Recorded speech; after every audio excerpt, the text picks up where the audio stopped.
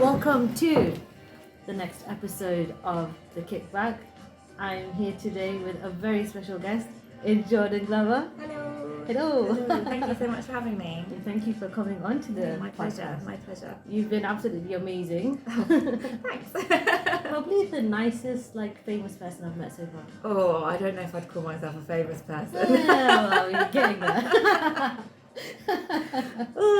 So you've written 2 books. I have. With your cousin. Mm-hmm. It was Leah. Yes.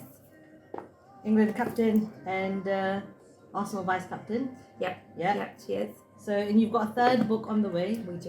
It's yeah. like babies, aren't they? I know they are, and they're all coming at once. Bless you, bless you. So, tell us a little bit about yourself and how you kind of got into writing.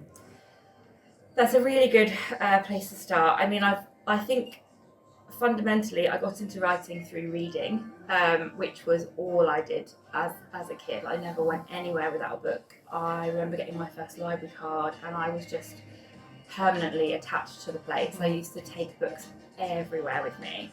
And it was a real struggle to get me to put them down as well. And I think the more I read, the more I fell in love with stories and the more I started to think I could write my own. And that never really left me. But growing up, I was always told that, that writing isn't really a career. If you want to be a writer, the only way you can be a writer is to write books. And that felt so daunting, so impossible to achieve. So I never really pursued it. I went other ways. I became a primary school teacher, and then I became a marketing writer when I realised that I could write as a living, but just not books. And then when Leah kind of approached me about writing a children's book together, obviously I absolutely leapt at the chance because it was just something I always wanted to do.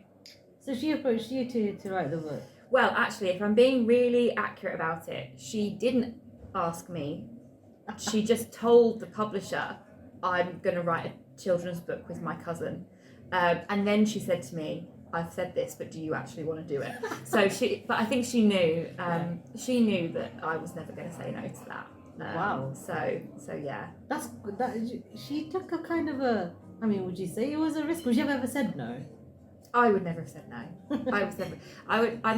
I think a normal person might have done. When she asked me, I was about 7 months pregnant, and it was kind of like, we need to be doing this book in the next year, and I was very aware I was going to have a newborn baby. But I was never going to say no to that. It was such an opportunity, and to get to do it with her as well. I feel like that's the dream, isn't it? Really, to work with family. So sure. So had you ever written like a children's story or a children's book before you had actually written these books? Not seriously. And I was, as with most people, when they start writing, very often they're doing it alongside a full-time job. So finishing something was always really difficult because responsibilities of life kind of get in the way. But I'd never tried writing something specifically for kids. I always used to write more for young adult because those are the books that I was interested in reading. But it made sense because obviously I taught year 2, I taught year 5, I taught year 6. So I'd worked with kids, and so when she said about it, it just made sense for us to do it for that age group. That's really nice. That's really interesting as well. Did you find it difficult initially to come up with an idea of what you were going to do? Who came up with the ideas about the Wonder Team, and how did you sort of build the foundation from the ground up? Good question.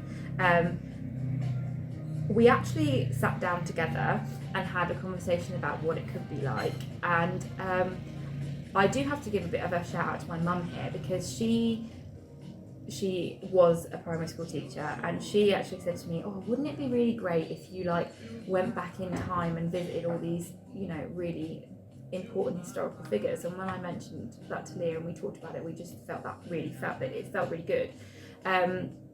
And when we had those first initial meetings with the publishers, obviously they had ideas about what they wanted the books to be about.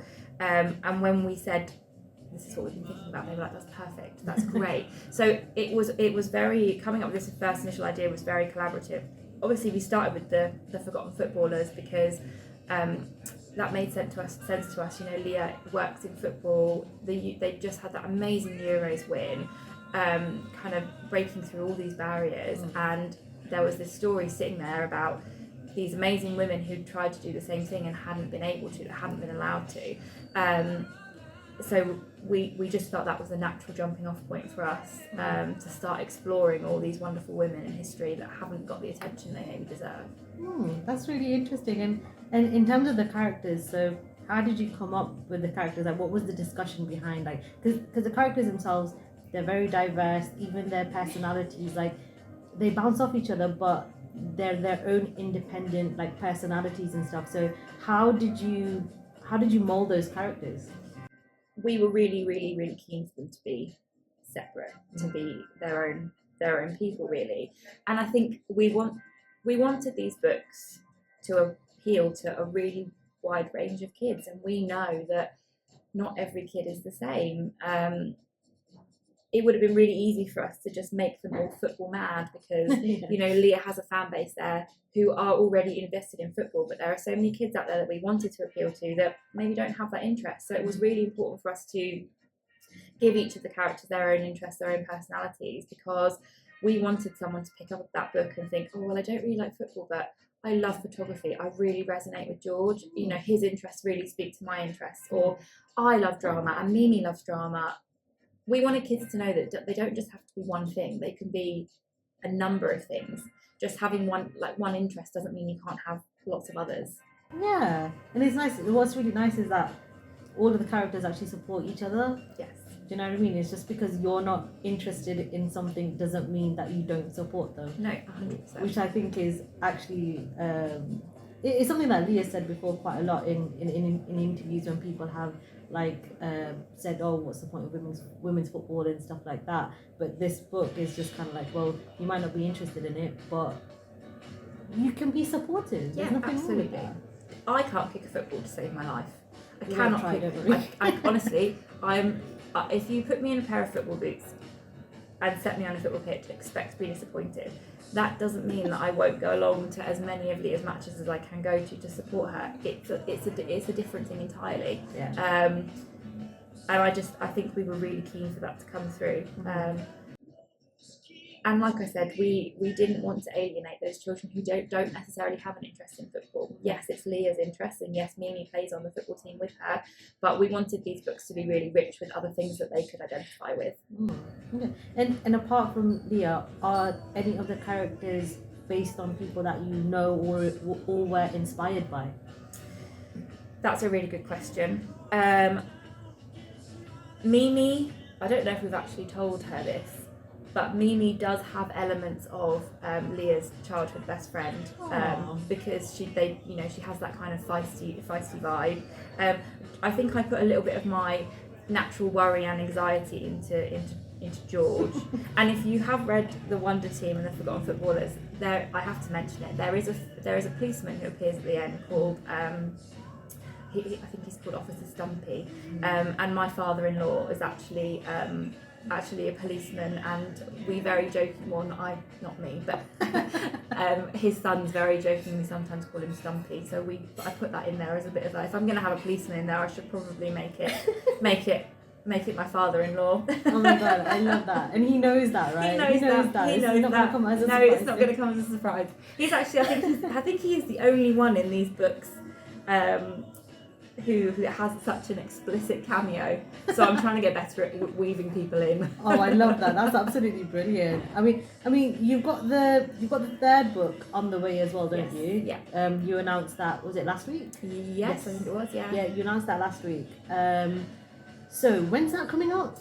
That is coming out on the 29th of August. Okay. And I feel like as if this one's a bit different because it's in the rainforest. It's in the rainforest. Okay. So how does this follow on? So the first one was obviously about footballers. The second one is a bit more of an adventure in Egypt. Yes. And so does the theme of the adventure in book 2 follow on into book 3, or how does it progress? Yes. So I think that when we move into the rainforest rescue, that sense of adventure really is there. But it was also about picking, as with all of the books, picking those female figures who have had a massive influence on history and elements of history that we maybe don't know about. And when we were doing our research, I was also really keen to kind of have a story that looked at the environment, that looked at the impact we're having on the environment, and the animals that live in that environment, and sort of how humans have interacted with them, both positively and negatively. That was really big for me. So we tried to weave all of that into the third book.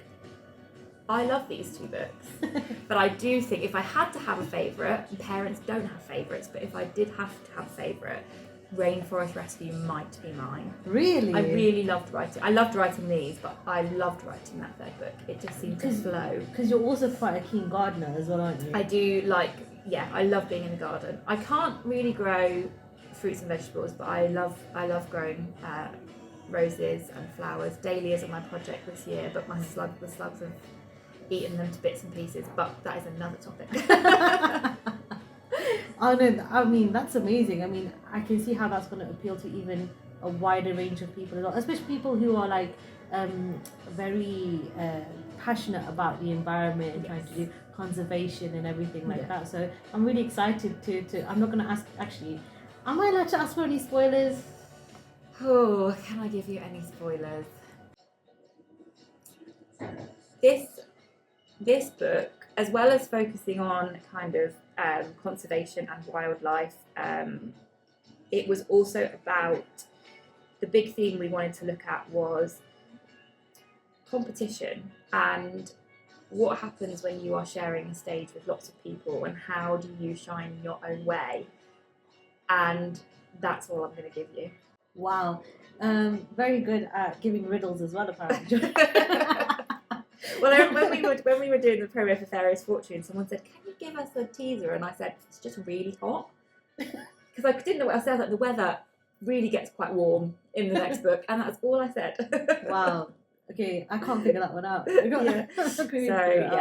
see if any of the fans will be able to figure out what that means. Yeah. But also, I think as well, just something I haven't mentioned is that obviously in the Forgotten Footballers, that was a story very much based in Britain. We moved into Fairy's Fortune and we moved to Egypt. The Rainforest Rescue is set in Tanzania. We're really keen to make sure that these stories are also geographically diverse, geographically broad, and explore stories from all over the world. And that's been really fun to be able to do that. how did you go about doing the research? Because I mean, like I said, I was very surprised at how accurate the research was in both of the books, to be honest with you. But I love ancient Egypt. It's like one of my passions. You put a documentary on, I will be watching that documentary on ancient Egypt. I love it. So when I could see all this, I was like, oh my god, that's actually correct. How did you go about actually researching all of that? Do you have somebody help or? No, so my degree is actually in history. I have a history degree. That was the first qualification I did, was a history degree. So the research is it's the best bit for me. I just sort of end up in lots of internet rabbit holes where I've asked questions about things. I mean, you won't believe the number. With the third book, I was researching things like, what is the texture of a chimpanzee's paw? It just really niched up. With the Fairy's Fortune, it was a little bit easier because that was a little bit more grounded in history. I watched a fantastic documentary where I can't remember her name, Alice. It'll come to me later, but she goes through Egypt by train, and that was my kind of jumping off point. And then it was just lots of hours on the internet making sure that things were right and fitted together. And at this point, actually, I was going to say something, but I'm not, because that might be a spoiler for this one, so I'm not going to say that. I think most people have read this one though. Okay. I should point out at this junction that it is factually incorrect. There are no booby traps in pyramids. That has been proven, but there's no. Doesn't make for a very fun story if Leah and Mimi and George get in there and they just walk through. So we had to get a bit creative there with that. Although that being said, there's always been rumours and stuff, like when Howard Carter opened two communes and then they all they all like died and whatnot. Yeah, There are those rumors, yeah. but actual booby traps have not been found. No. So yeah, to answer your question, you know, I was very much in charge of making sure that the research was accurate. But I mean, when you write books like this, whether you are relying on a lot of secondhand research, often the publishers will invite sensitivity readers in to make sure that things you're saying are not wildly wrong. So that's always helpful. But other than that, we did a lot of the research just sort of like on the internet, asking questions that popped up. That's amazing. Oh, I mean, and obviously, because you and Leah wrote this together, Yes. how were the responsibilities split? Like, who did what for the books? So, really good question. We both, at the beginning, we sort of sit and we have a conversation about the themes we want to pick out. We talk extensively about what period of history we're going to focus on. And very often, what happens between books is that we'll be always on the lookout for little tidbits about inspirational women that we might not have heard of, and then we bring them all together and we'll see which ones we like the sound of and which one's going to be most right for a story, basically. Then we will talk about the main events we want to happen in the story, and then that's where I come in, because obviously Leah's talent is the football and I've got the writing skill. Not that Leah can't write, she is a fantastic writer, but obviously I've got the time to sit and write, whereas she is a very busy person.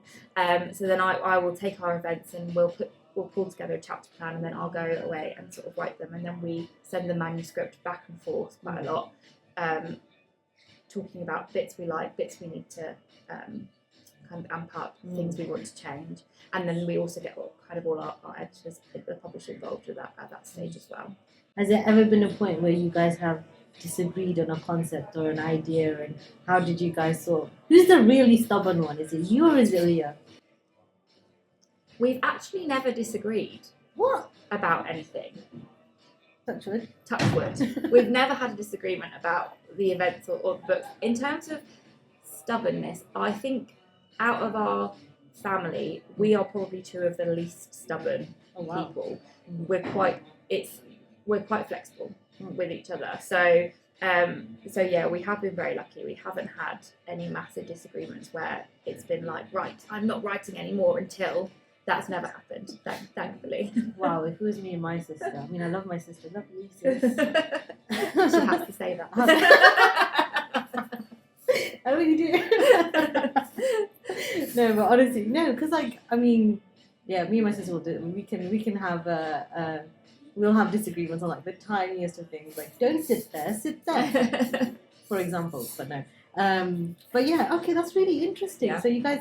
I mean, do you guys just feel like as if you're on the same wavelength when it comes to sort of like having the ideas, and that makes it easier as well?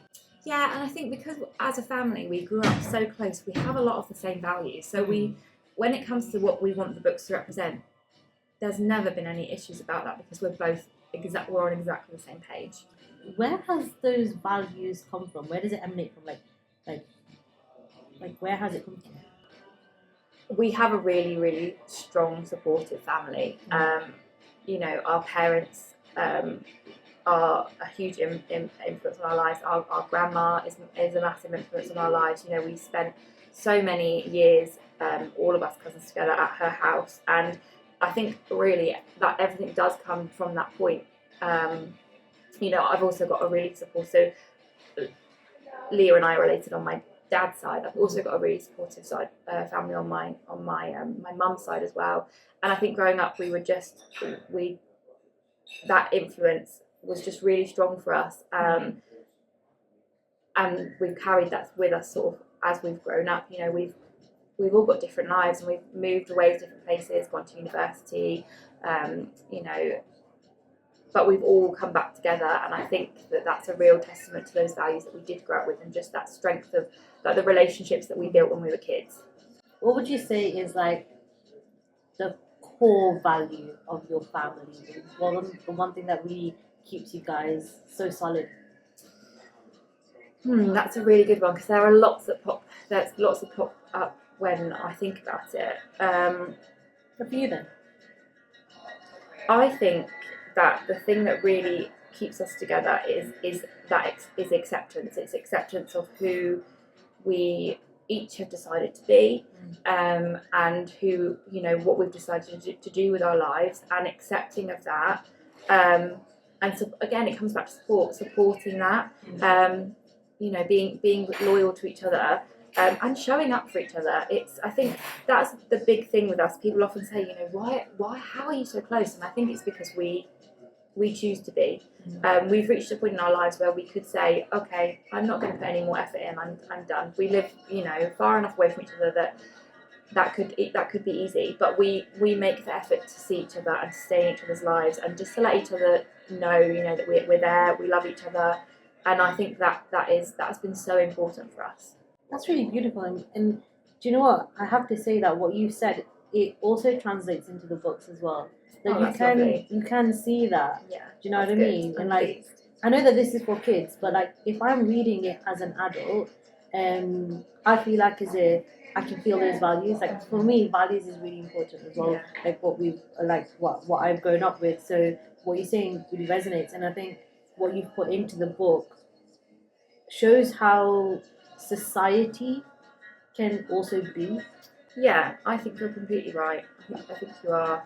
And I think we also wanted to say to the children reading them, you can be what you want to be. We will accept that. We will accept you for who you are. You don't have to put on a show if it doesn't feel right. You know, that was really important for us. And we saw that kind of in book 2 as well with all the characters. Again, like, I won't give it away, because if you haven't read it, read it. I thought it was a bit deep, to be honest with you. Like I said, as an adult reading it, I'm like, yeah, that's actually quite deep. And I think when kids read it over and again, because I've had fans who basically got in contact to say, all I read are these 2 books, and then these other books. Nice. Honestly, they're like when they're in like a dark place, they pick up the book. That is lovely. That's really lovely to hear. That is what they say, and I was amazed by that. That, you know, people are saying that these books are helping them with things like their mental health. It helps them stay on like the straight and narrow. I mean, how do you feel when you hear those sorts of things? And because you guys held also a book signing as well, didn't you? Yes, we did. So I bet all the fans were probably saying something quite similar along those lines. Yeah. How does it feel to? I mean, the book signing in itself was really surreal, because I used to work at that bookshop. That was my that was my job when I was a teenager. When you were sniffing books. Yeah, when I was sniffing books in the shelves. That's exactly. And so going back there was a real full circle moment. But I mean, what can I say? It is just. It's a real pinch me moment, and I feel incredibly honoured when people speak to us about the impact it's had on them. You know, it's just such a huge thing to know that the stories we've created together are having that impact on people, and I'm so pleased that they are, because that means that they are doing what we've put them out in the world to do. They're achieving their aim, and as long as people, you know, still need that from us, we will happily write more books for them. I mean, literally, these books are saving people's lives. That's not putting it on either. That's a real big, like, oof, kind of moment. How far do you feel like these books will go? Like, how do you think this is going to evolve? Oh, I mean, who knows? I know that we would love to write as many as we can, but only time will tell. Only time will tell. Only time will tell. I mean, I know I was reading the interview that you guys did recently in the Times. Yes. And you know, Leah said, you know, she doesn't earn enough to retire at the moment, and everything like that. But I mean, this is a solid option. I mean, if I spent the rest of my days writing books with my cousin, that would be fantastic. There you go, career sorted. Yeah. Do you know what? I do have an idea for you though. But I'll tell you afterwards. Okay, I'll tell you afterwards. That sounds good. I think it will appeal to your historical side. Yeah. And Leah's brain. Okay. I like that. I'm not gonna, because if I say what I mean, then it might give it away. So Okay. I'm excited to hear. I'm excited for this idea. It'll be really good. I think it'll be really good. The other thing that I wanted to touch upon, because this is the thing that really hit me when I read this, and it was something I'll admit I was looking out for, is that you have a lot of inclusion in both of these books. Inclusion, diversity, and obviously that's something that I am very passionate about, something that I'm fighting for. And so why did you I feel like as if actually there is quite a focus on it. So how did you come up with that? And one, was that a theme that you wanted to have it as like one of the main themes, or? Yeah, we wanted every single child to be able to pick these books up and look in the pages and find a representation of themselves. That was a non-negotiable for us. And the reality of, schools nowadays, they are really diverse, and everybody should be represented in the literature that's on the shelves. There's no other view, in my opinion. That's it. Put it better myself. Honestly, I wish like everybody that I wish it wasn't as difficult, like because like, say for example when we look at football and you see how non-diverse it is. I wish people had that same outlook as you.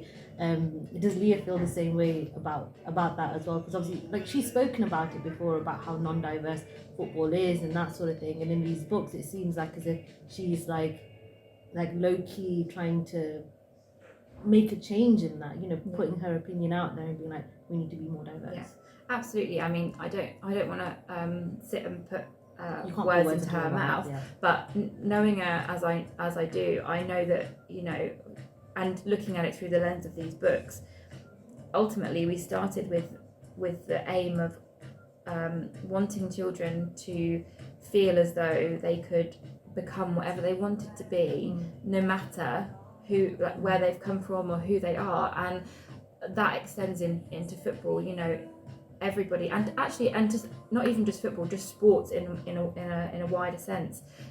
It shouldn't be a barrier. There should be no other consideration apart from the talent that you have to offer, and that I think that's why it was so important for us to make sure these books were diverse, because it shouldn't factor in. It should never be something that is held against somebody. Yeah, and I really appreciate that, and I think this is why, like for me, like I've spoken about allyship to say that actually what we need is South Asians always advocate for themselves. That's what we do, but actually it needs to be everybody together that's advocating for each other. And I feel like as if you guys in these books, I feel like as if you guys are like showing allyship. Yeah, I mean, we can't, our experiences are completely different. We are two white girls that grew up an hour from London. We're not trying to imitate somebody's lived experiences on the page, because that's not something we can speak to. It's not something. It wouldn't be genuine. It wouldn't be accurate. But what we do want to do is we want to show that diversity is the norm. It should be the norm. Completely agree. Now, do you know what? In the second book, I really like the way that you described like the sites of like when you're in Egypt and everything. I thought it was so beautifully described. There's some words that you used as well that I was like, wow, I wouldn't have even thought to have described something in that way, and you've done it. And I was like, whoa, it really hit me. I was just like, wow. Oh, that's good. That's lovely. It was really good. But like, how did you make sure that the words and the descriptions that you use, like, they're really well considered, like how you've written it? How did you make sure that everything that you were writing was also like correct in terms of cultural references and things like that? So again, that's where we do we'll have some sort of help with the publishing house, who will make sure that there are lots of different eyes on the manuscript to make sure that it is sensitive to different cultures. But again, a lot of that as well was research that we did to make sure that what we were saying was accurate and was sensitive. It's not, I wouldn't say it's a difficult balance, but it's a careful balance. So you just have to make sure that what you're saying does resonate truly. But yeah, our publishers are fantastic, and our editors are incredible, and their input is always so helpful. I'm going to say, amazing job with it. Honestly, amazing job. I was literally like, this is really good, like so well considered. Thanks very much. I was honestly taken aback. I felt proud reading the book. Oh, that's really nice. Thank you. Yeah, I just felt that way. I felt quite proud reading that book. Okay, so I mean, you do have quite a busy life. So, what do you like to do in your downtime? I read. No, really, that is my that's my like shutting off time. I have a young son, so we spend a lot of time with him, and that is my, you know, I love our days out. But when he goes to bed, I will always have a book on the go, if not a couple, and I will just sit and read. So what are you reading at the moment? So I'm reading a combination of things at the moment. So whenever I'm working on the Wonder Team, I like to read a book that is sort of aimed at the same age range. It just gets my head in the right space. It's something I found really useful. And I do think it's important. This is a tip for anyone that wants to write kids books, or actually for anyone that wants to write books at all. You have to read in the area that you're writing. So for me, if I'm writing books that are aimed at 8 to 12-year-olds, I also need to be reading the books that are out there. So at the moment I'm reading Green Wild by Carrie Thompson, which is exceptional. It's fantastic. And then I am reading a book called I just started a book called The Ice House, which is a book that's been picked for my book club. I wouldn't necessarily have picked it up, but I'm enjoying it so far. So that's what I'm reading right now. Oh wow, that's amazing. And who are your like inspirational writers growing up? I absolutely loved Philip Pullman. Anything by Philip Pullman. I just it was brilliant. And there was a series, I think the author was called Nikki Singer, which was was it Nikki Singer, or was it, I think the book was called Wind Singer. It's not Nikki Singer, I've made that up. No. The series was called Wind Singer. I think I can see the cover in my mind. I'm sure it's got a big S on the front in a circle. It's been a very long time since I've read those, but yeah, I absolutely loved them. We all read Harry Potter growing up. I think that I was very much that generation who, I grew up as the books came out. So I think the final book came out when I was about 12 or 13. One thing that was always really common with the books I read growing up was that it was about, they all had magic in. They all had some sort of magic system. I was a big fan of like wizards and witches and all that kind of mystical, anything that took me out of my own world was a big bonus. We used to have like is it like World Book Day and stuff, and they had all the books come to your school. And you had to buy all in the book fair, with the trolleys that used to open up. I remember the smell of the trolleys like in the school hall. Books, trolleys. What's going on, John? I'm getting worried here. So I remember reading Harry Potter. You are also an avid music fan, are you not? Well, I think that avid could probably be more. That's more Leah and my grandma, but I do love music. I think that's a family thing as well. Okay. It's funny because Leah will know all of these sort of new artists, and she'll say, "Have you heard this? Have you listened to this?" Whereas I have like a solid kind of core set of musicians that I like to listen to, or playlist. I mean, I love Taylor Swift. I can't lie. I love her. I am a Swiftie. I didn't go to see her, and it's heartbreaking. I am also a big country music fan. So we went to see Luke Combs last year, and I love him. He's great. Who else do I listen to quite a lot? We went through a phase of really, and I say we because it was me and my husband, we really loved Olivia Rodrigo, used to listen to everything. But she's very similar to Taylor Swift, and also Paramore, which is a throwback to my teenage years. Love Paramore. Yeah. So yeah, I've got quite a diverse taste, really. But yeah, country music is probably my favourite. You recently went to Nashville. We did go to Nashville. Yeah, we've been planning that trip since before Leah was legally able to drink in the USA. It's been on the cards for about 12 years. Holy crap. We've been talking about it we always say we'll go, and things get in the way, life got in the way, and we just hadn't done it. And then this year, on Christmas Day, we were all at my parents' house, and Leah looked at me and she went, "Shall we just go this year?" And I said, "Yeah, we've got to do it." And so we finally did. Wow, and she's legally able to drink now. And she's legally able to drink now. But no, it's been a long time in the works. We've finally ticked it off the bucket list. Is it a 3-day festival, 4-day? It was a 4-day festival. So we did unfortunately miss that first day.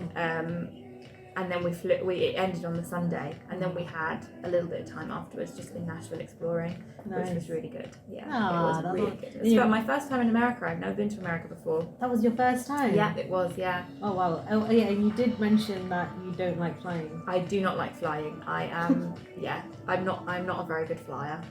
Were you okay? I was okay. Ironically, sometimes I think it's better when I go on long flights, because once I'm on there and I sit down and get myself settled, it all steadies out. But whereas when I'm, just hopping on for a 2-hour flight over to Spain, I can get a little bit more jittery because it feels a bit more up and down. I guess so, yeah. But yeah, I'm not. In my mind, it's a means to an end. If I want to see the world, I've just got to get on that plane. So I just make myself do it. No, that's a good shout. Yeah, but and I'm always so glad that I do. Do you have any coping mechanisms for when you're about to take off or land or anything like that? No, not really. When we take off, I tend to kind of smush my face into somebody's arm so I can't see what's going on around me. Right. And funnily, I know I've spoken to a few people who don't like flying, and so they don't like being by the window because then they can't look out and see how far away they are from the floor. But I really like being by the window because then I can see what's going on. If I'm in the middle of an aisle, you'll often see me craning over people's heads to try and see out the window to be like, what's going on out there? But no, I mean, I will always have a book, obviously. So sometimes I try to just focus on the book, but it depends how I'm feeling on the day. That can be quite tricky. And I do tend to have music. Well, this is what I used to do. I used to just put music on as soon as I got there. Now, a really good distraction is my son, because he's 2 and we have to kind of keep him a little bit under control until we're in the air and he can take his seatbelt off. So that does mean that I don't focus so much on it, because I have other things to focus on. So it's a good distraction. Yeah, it is a good distraction. Oh, bless you. Okay. Do you think that the book could eventually turn into an animated TV series? Because I see the potential. We are having lots of discussions about this at the moment, because we think it has, it would be really exciting. It does have a lot of potential, but we'll just have to see what happens. Oh, I can definitely see it. It would be amazing, wouldn't it? But the thing is, it's so descriptive. You can imagine everything that's happening, because everything is so well written. So. Yeah, and actually at this point, this would be a really good point to have just to shout out Robin Boyden, our amazing illustrator, because he brings these characters to life and these scenes to life in ways that Leah and I could just never do ourselves. He's exceptionally talented, exceptionally good. So nobody's good at art then.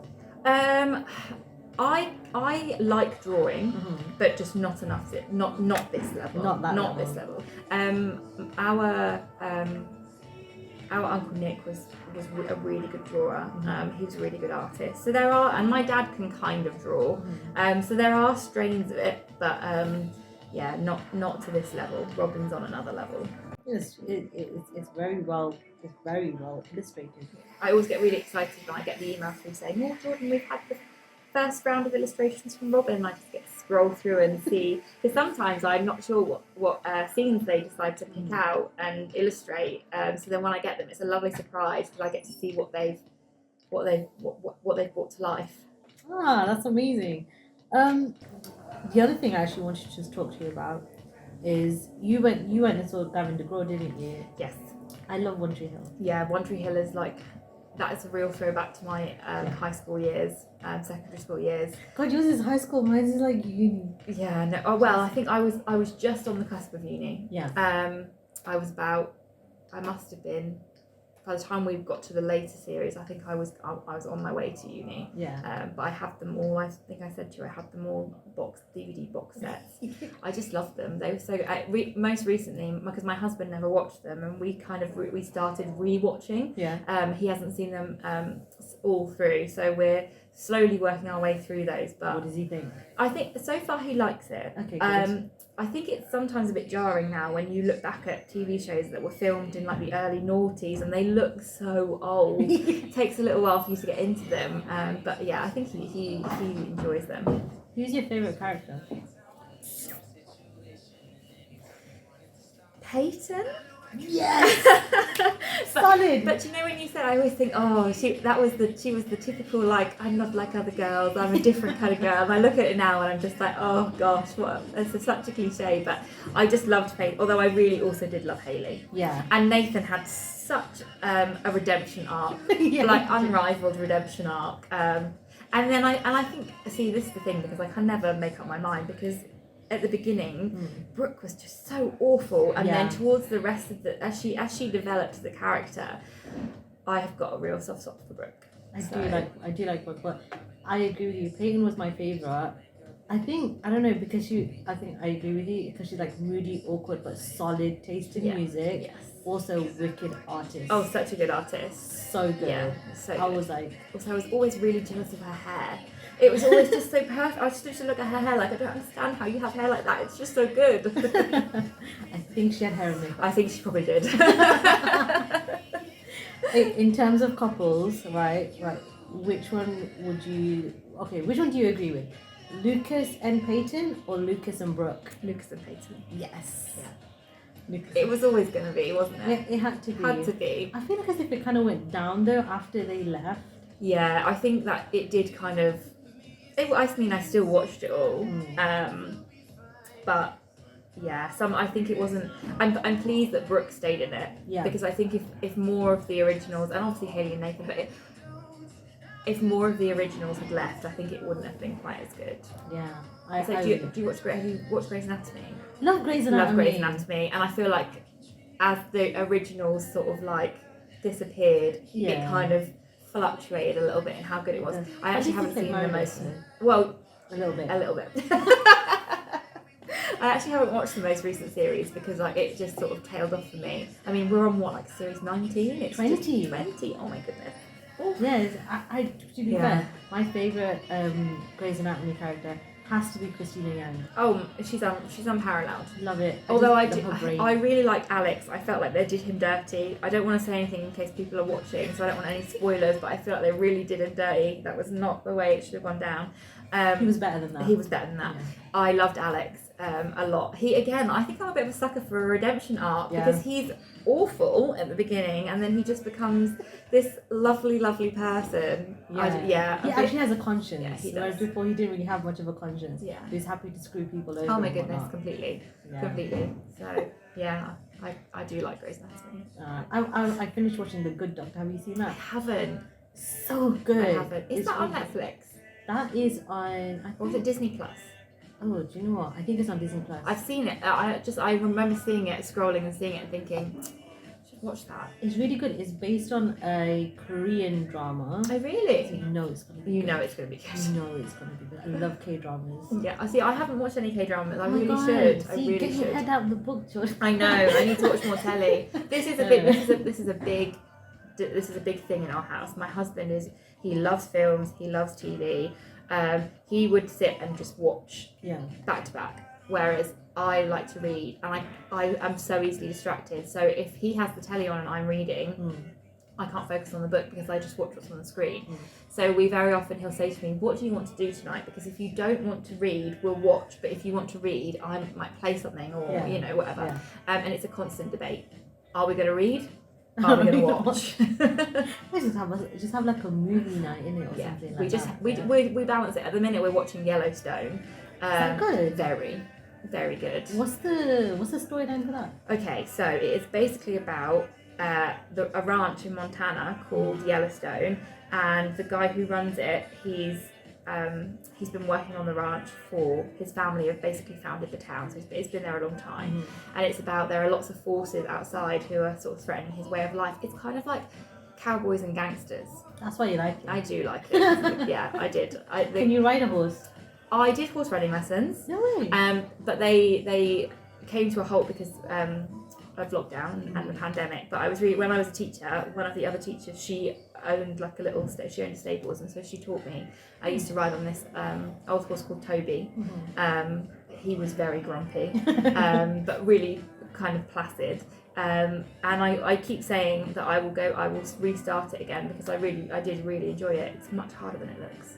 It does look difficult. I used to have a friend in primary school who used to go horse riding, and it just sounds like as if you do need to have a bit of technical ability to. Yeah, the core has to be. And it's hard because I used to, my teacher would say do this, and I'd do it, and then she'd say no, you need to move in this way, and I'd think I am, and then she'd video me, and I'd look back at it and think, oh, I'm just really not.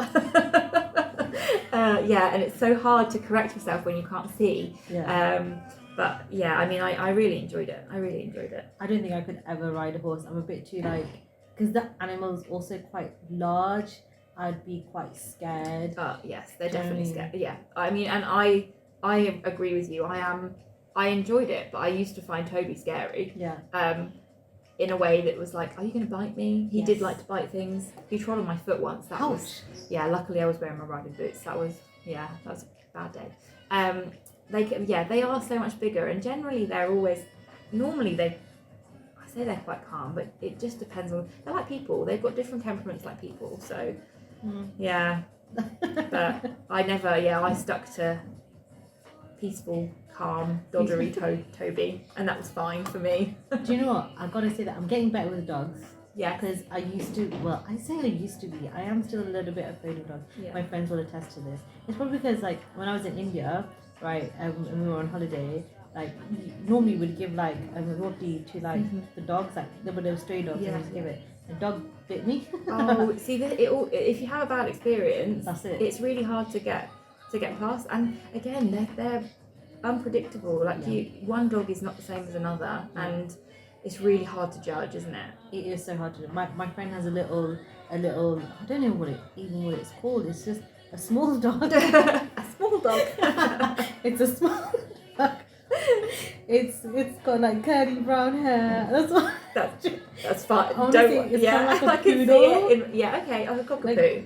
I think so. Okay, I think so. But she's so hyperactive, but she really likes me, and so I'm I get scared because she's so hyperactive. I don't know where she's gonna go. Yes, totally. And then, but at the same time, she likes me, and I'm just you really don't know how to navigate that. And I think as well, it's easy because I've got a black lab. He's this massive and he is literally a gentle giant. But for anyone who's not comfortable with dogs, he's scary. He looks scary because he's kind of this big black dog that is quite built. Yeah. And you just think, are you nice or are you not? I don't know anything about you. You don't know anything about me. And I think, lots of people, they can get a little bit funny if you don't if they don't like your dog. But I just think, do you know what? I'm getting better at it. Yeah, it's down to you, isn't it? Really? Yeah. My friend said to me that dogs can detect good vibes, and she's like, that's why her dog Rosie likes me, because she can detect good vibes. I was like, all right, I'm holding on to that. Yes. So when I went to my friend's wedding in Australia, she was just like, oh, she's got this dog, it's a blondie Labrador. Oh, nice.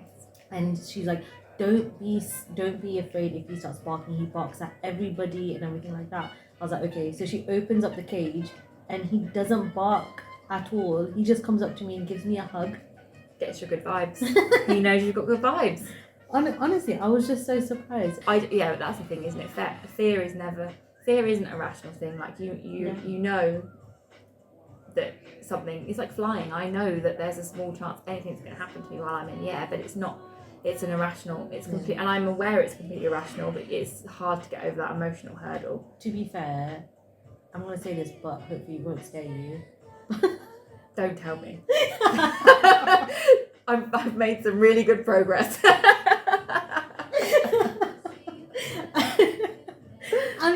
Okay, I won't tell you. Don't tell me. Let me live in ignorance. Or tell me afterwards when I can freak out. No, it's just more. It's more like a statement rather than a fact, really. Go on then. Well, considering the time that you had flown and all of the turbulence reports that are happening when people flying to Singapore and things like that, I think you were really brave to fly when you did. Yeah, I did think that, but then I have this thing in my brain that's well, it's happened, so then statistically it probably won't happen again, and that's how I have to think about it. That's a really good way to think. So sometimes if I go on holiday and there's I haven't heard anything in the news about planes recently, I think statistically it's more likely that it's going to happen to me now, even though that's not true. I convince myself of these things, but this is what I mean about it not being rational, and it's the same with any fear. I love it. It's so funny. Okay, so I'm just going to take it back to the book. So what was the most fun part of writing the Wonder Team?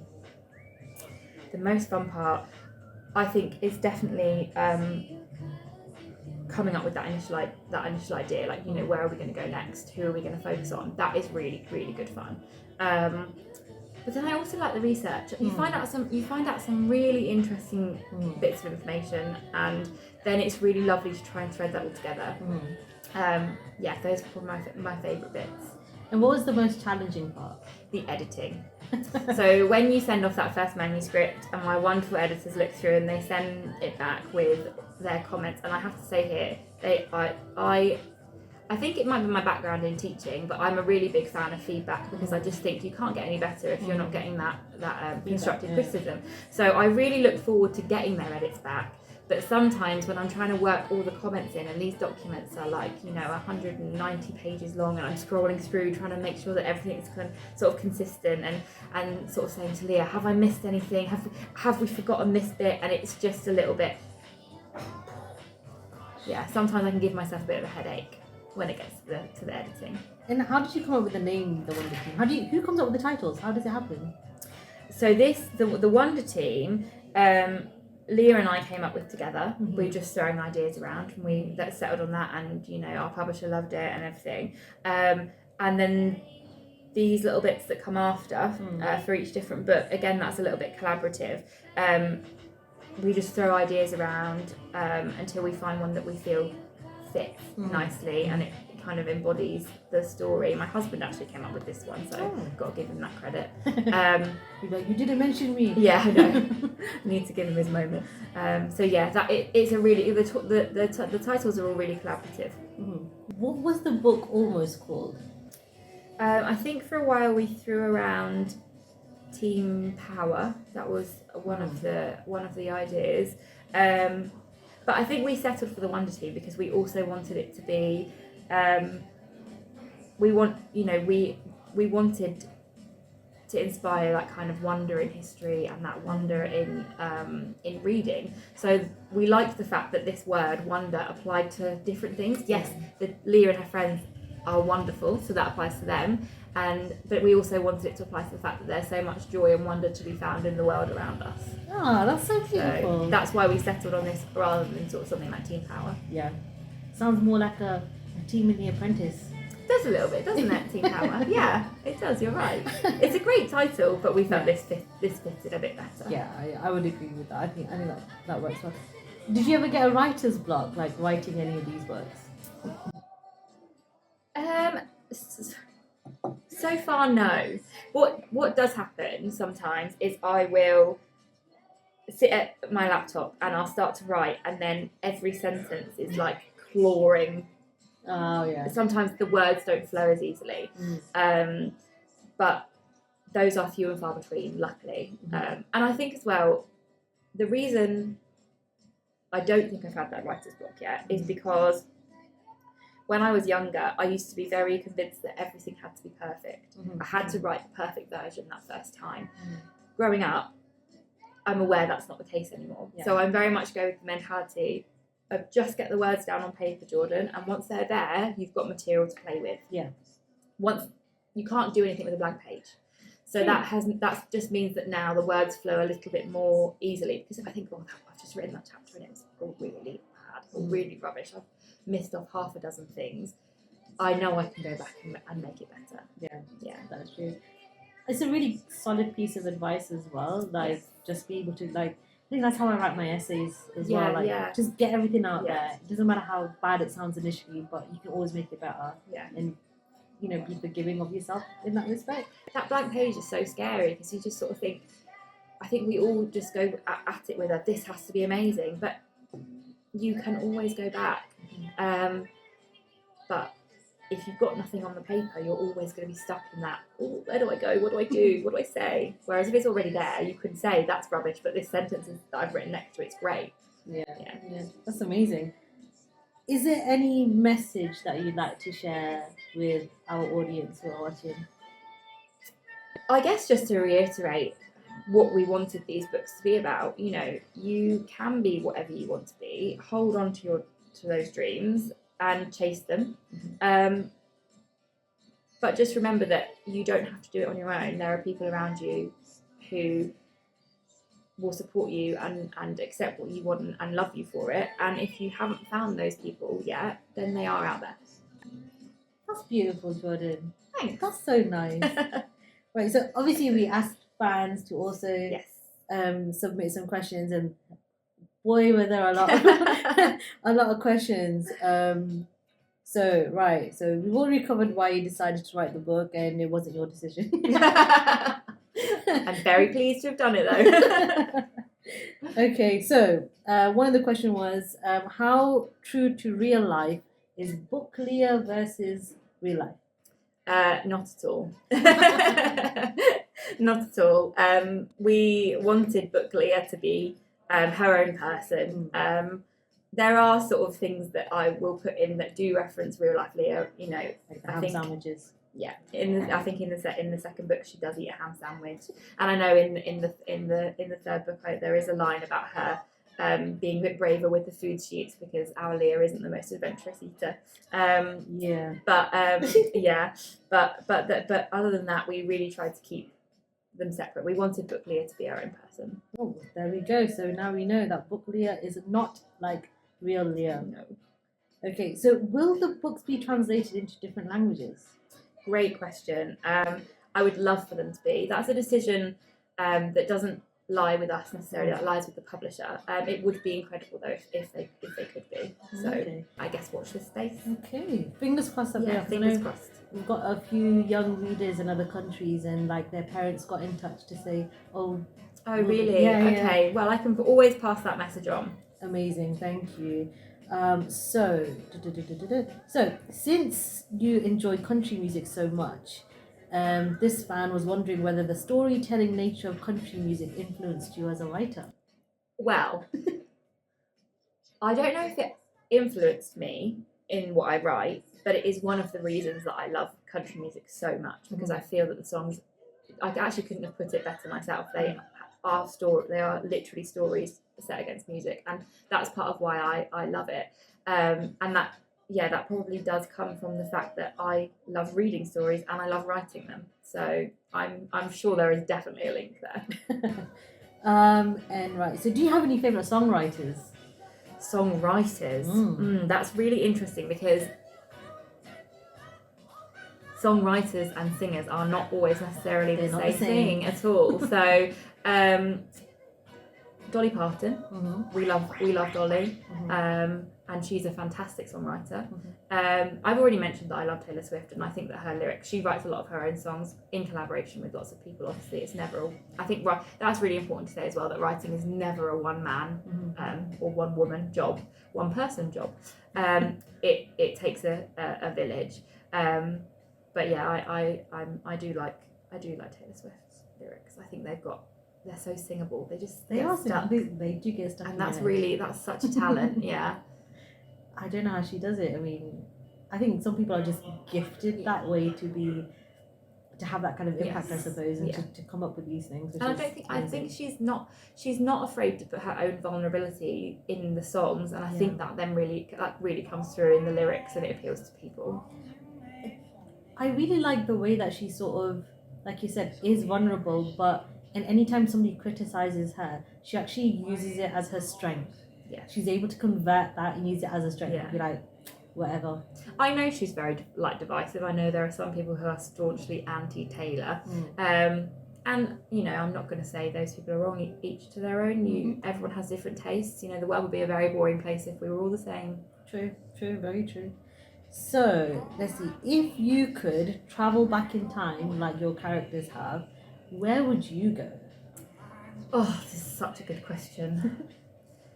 I think I would probably go back to Tudor England. Henry VIII.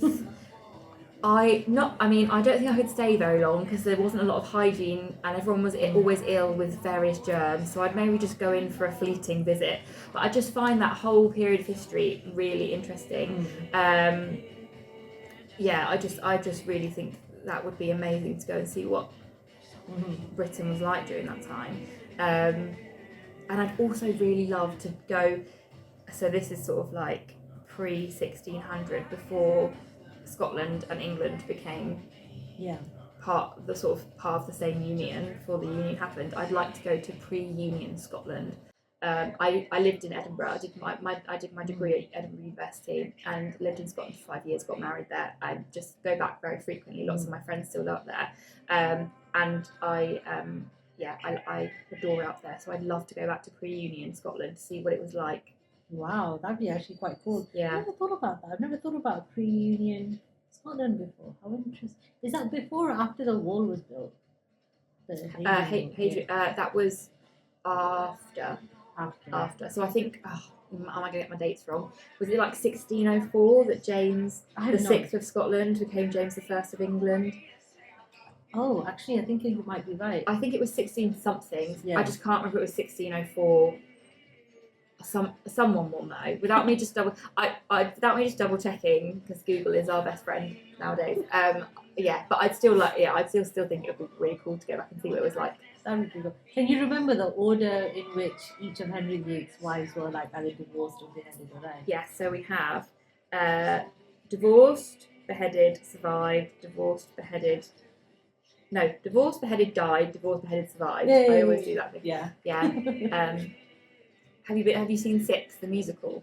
No, I haven't. Oh, that's fantastic. That is about, so basically it's only short, it's about an hour and a half, and it is a musical that started in Cambridge and then took it to the Edinburgh Fringe Festival and it exploded, and it's about Henry VIII's 6 wives, and they go into a bit of a singing competition to see which one had it the worst, who had it the worst off, and they all have their own song, and you honestly, you come away and you sing the songs for like weeks. You have a sing-off. Yeah, it is a sing-off. It is basically a sing-off to see who had the worst deal, who came out the worst. It's brilliant. It's very good. Who came out the worst? Yeah. I mean, arguably, it has to be Anne Boleyn, surely. I mean, you'd think, wouldn't you? You would think so. Yeah, you'd think so.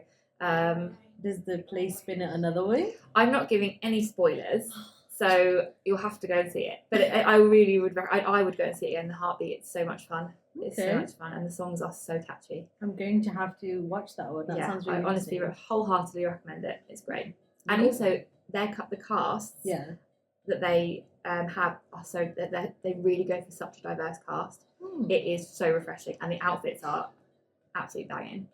Have you ever gone to like one of those like Renaissance fairs things? No, do you know what? I haven't. I've never ever done that, but it always looks so much fun. Would you go? I absolutely would go. I don't know if I'd dress up, but I definitely would go. When we were younger, we used to go to Warwick Castle quite a lot, and there's like a little bit outside the castle where they all dress up, and it's like you're walking through like a medieval sort of fair, and that's always really fun. So I imagine it would be just like that, but yeah, be quite cool. Yeah, I mean, your excuse could be Henry. And it's true. My excuse could be Henry.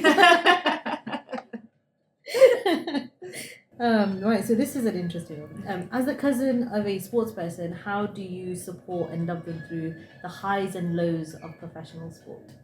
That is an excellent question, and I think it just comes down to that key word again: acceptance and support. When we do our very best to go and watch her play whenever we can, and in the instances where she can't play, we listen to what she needs and we try and provide it. We're really lucky because even outside of sports we see a lot of each other, so we're in quite good communication all the time, and I think that being able to support her again just comes down to having that solid relationship and choosing to be so present in each other's lives. You guys are so cute. Yeah. Oh dear. Okay, so writing about women's football from the 1920s, how do you feel about where the sport is now? I mean, the past couple of years have been really explosive for women's football, and I should say at this point that I'm not an expert on the subject. I'm coming at it completely as a fan. I still have frustrations, I think, with the way it's perceived, and sometimes there is quite a lot of negativity around it when people compare it against the men's game. But I do think that, although I think in our interview that we did with the Times recently, Leah said that there's still a long way to go in terms of reaching that equality.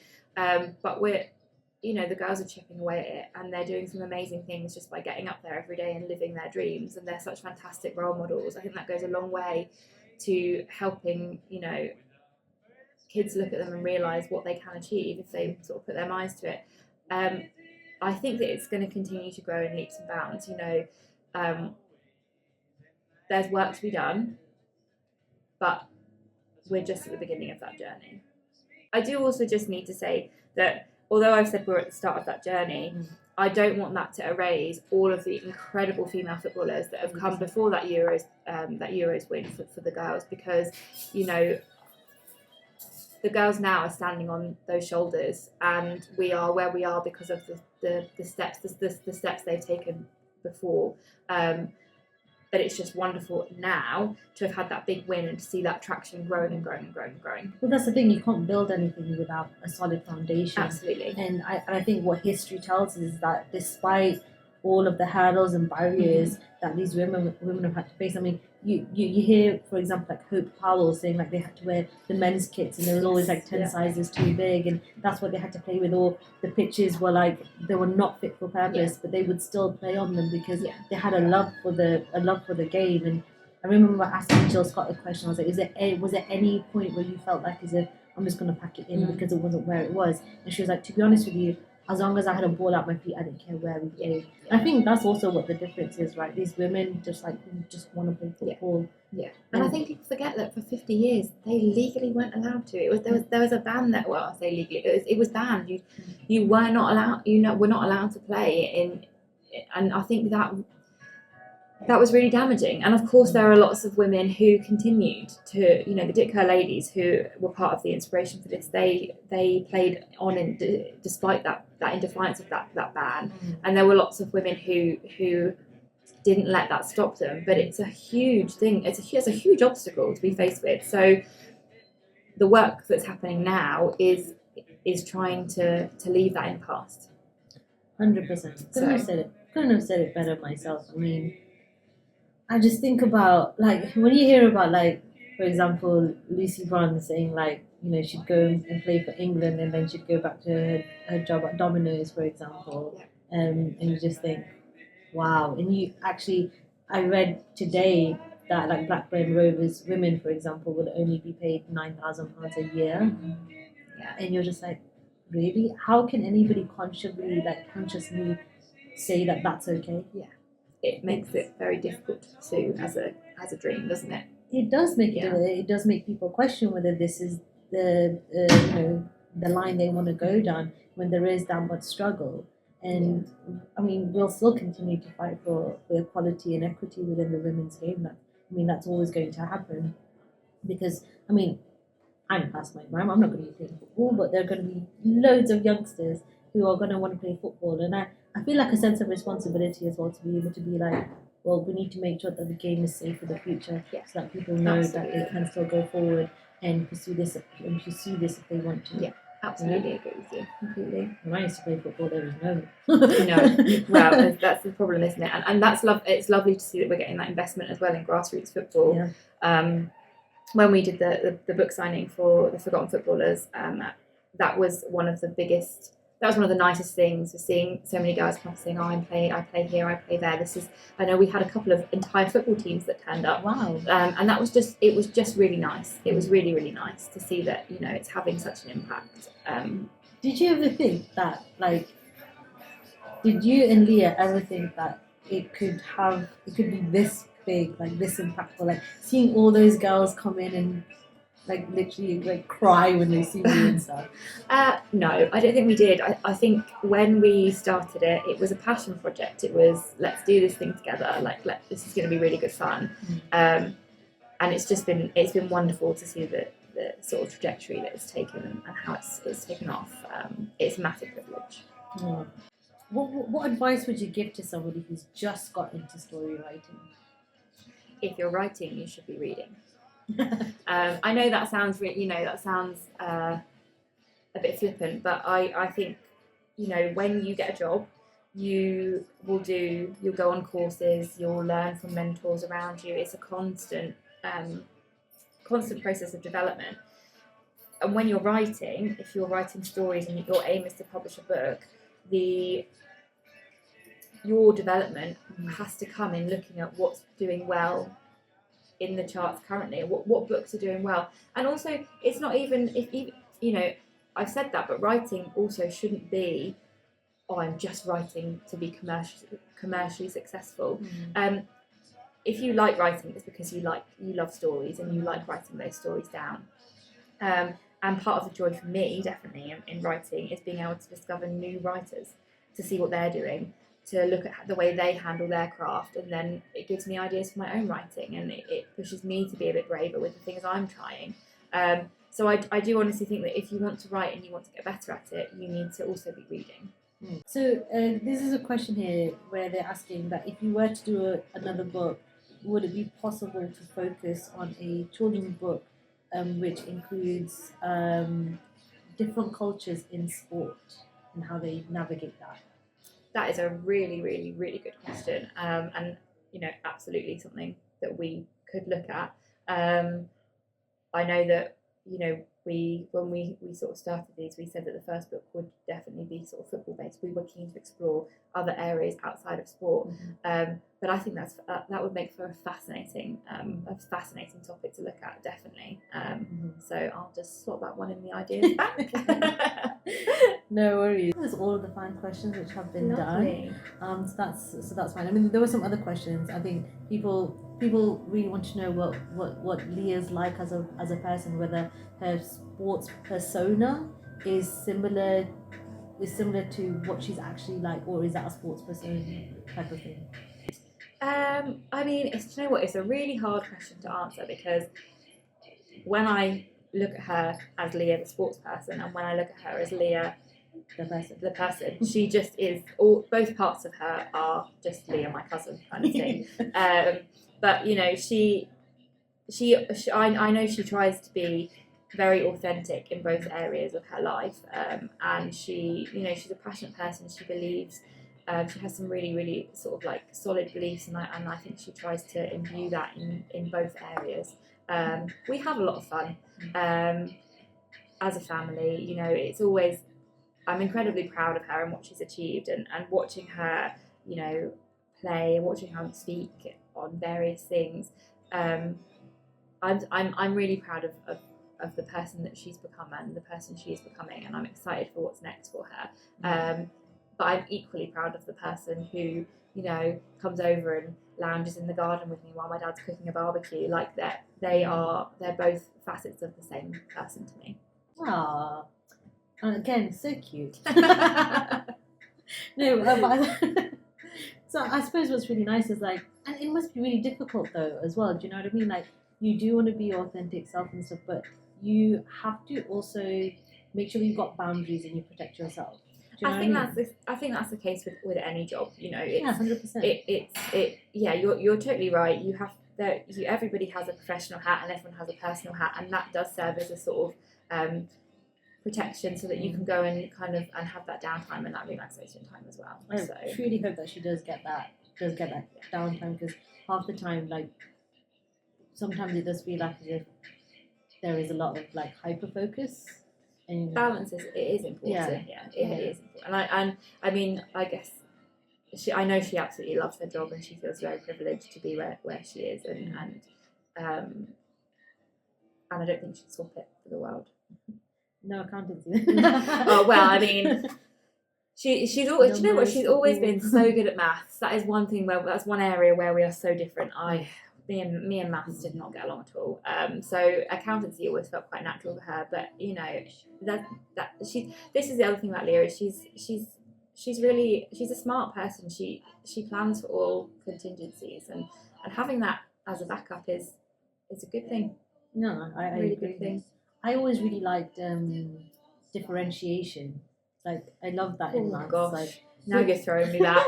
That was always my favorite, but also mechanics was my favorite as well. Really? Honestly, in college, because in college I did like you had core maths, core 1, all the way up to core 4. Yeah. So I did that for both years of my A levels, and I absolutely loved it. I love maths. The only thing I couldn't do was vectors. I mean, even that word sends shudders down my spine because I couldn't even tell you what that is. But I think as well, like I do get out of practice. When I was teaching, I was obviously when you're at secondary school, you know what it all is because you've got to study it for the exam. And then when I was teaching, I knew everything I needed to function in the world as a human, but also to teach the kids how to everything they need to know to pass their exams. And then everything else just disappears into the ether. I mean, I wouldn't be able to do it now. No, but you know it's there. I know it's there. You know it was difficult. I never thought I'd be good at mechanics because it's a bit of physics, right? It is a bit of physics, right? Yeah. But for some reason, I was actually really good at it. I don't know why. Well, for some reason, it worked. I take my hat off to you because that is, as much as I wish I could be good at maths, that is just not my. That's why I'm so glad my phone has a calculator. Oh no, crap at budgeting. I'm like impulse buy everything. Yeah. So my husband is the one that likes to wear the budget hat. That's a good idea. I just have to do what I'm told. Stop getting myself little treats. Yeah, I mean, I impulse bought. Oh my god, I will tell you afterwards why I impulse bought. You guys don't need to know. You guys don't need to know it. I'll tell Jordan. It's fine. Oh, brilliant. So I think that is all of my questions. So thank you so much. No, thank you today. It's been lovely. It has been lovely. It's nice to actually see you again because we actually first met when I was working media. Yes, a very fleeting encounter in a corridor, and here we are now. I know. Oh wow, that was. I can't remember what game that was after. I think it was. Gosh, it was a while ago, wasn't it? Henry was not very old.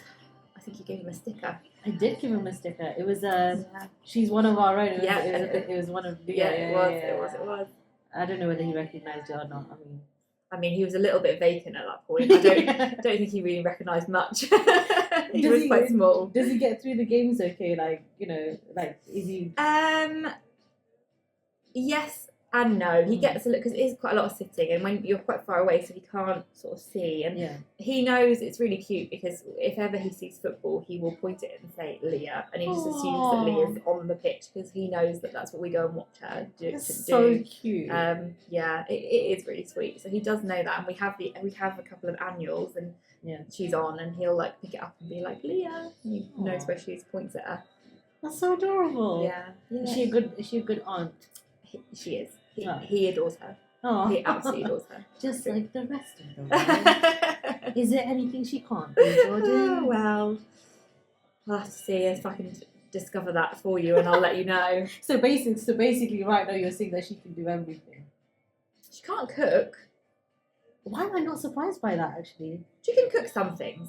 You mean I don't count making a sandwich. Yeah, she couldn't cook she just doesn't enjoy it. She's not a cook. We'll get her like a Gusto, a HelloFresh box.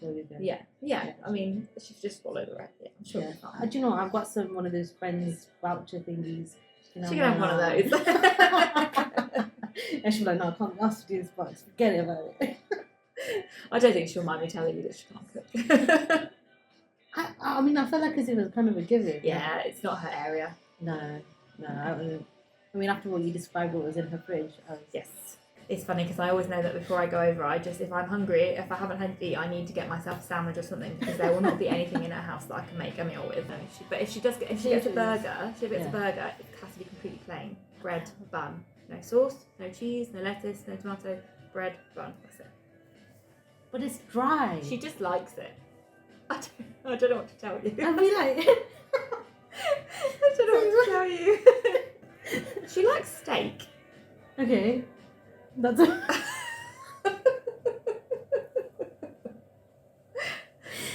don't know. I don't know. That's actually so funny. But honestly, thank you so much for coming today. You are more than welcome. It has been lovely to discuss the books. It's been great. Thanks for having me. I can't wait till that till the third one is out. Yes, not long. And you've got a fourth one. You've got the title of the fourth one as well, isn't it? We are currently writing the fourth one now. Yeah, I don't know if it has the title been released yet. I'm not sure. I think it has, but I can't remember what it was. Yeah, so the fourth one is the Wonder Team and the Space Race, which might That's give you a little it. bit of a clue as to what that one's about. And yeah, so we're currently working on that manuscript right now. So hopefully. Oh my god! Now it's finally clicked what that one will be about. I feel like as if it's gonna be like Hidden Figures. Oh, I don't know. You'll have to wait and see. Who knows? It could be. Well, I know, but